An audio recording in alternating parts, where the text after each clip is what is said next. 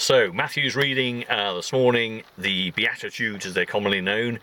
In Matthew, quite a long section. In Luke, we only have 4, a much more truncated section, and so interesting in terms of the words that people often feel they've heard. You need to unpack and get behind what Jesus is saying. Interestingly, spiritually poor in spirit in that sense of Old Testament language of voluntarily and willingly. So to say you're spiritually poor can mean if you're willing to make yourself poor for others, which is a whole different spin on things. Very interesting to get behind all those things. But behind it all, of course, the context. Jesus has called the disciples. They are attracting an enormous crowd of people for the very obvious reason that Jesus is there healing everybody, making everyone better, all sorts of people. And we hear in Matthew's Gospel how the news about Jesus spread throughout the entire country and crowds were coming to him. And so at this beginning section, Jesus gathers those towards him and those disciples around him and teaches them the kind of things that all help to serve and witness to all those people who were so clamouring for his attention and time and needed things from him. Jesus teaches the disciples in those different ways, those contrary factors that read as if they're wrong. Happy are those who mourn. But again, what we're talking about is grieving for the disobedience of God's people, for the lack of unity and justice and peace in the world. Much bigger than just the words suggest.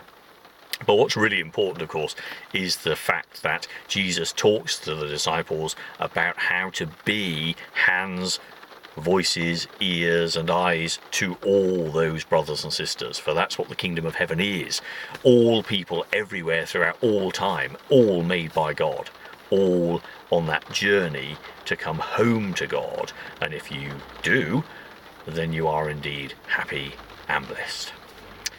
The teaching is all, of course, wrapped up in the great commandment. Love the Lord your God with all your heart, with all your mind, with all your soul and with all your strength, and love your neighbour as yourself. That embodies and embraces all of those factors.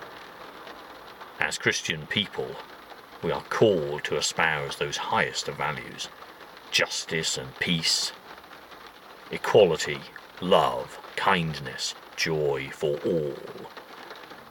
And how we live that, of course, is unique to each of our lives. God has given us all unique talents and placed us exactly where we need to be. The call is to accept his love into our hearts and to really see around us what it is that God is saying, this is what I need you to do. If you are so filled with that love, here is where I need you to show it. This is the situation where you should go. And know always that what we're about is creating the kingdom of heaven on earth, a place where all can know they are loved, accepted, pardoned, and set free.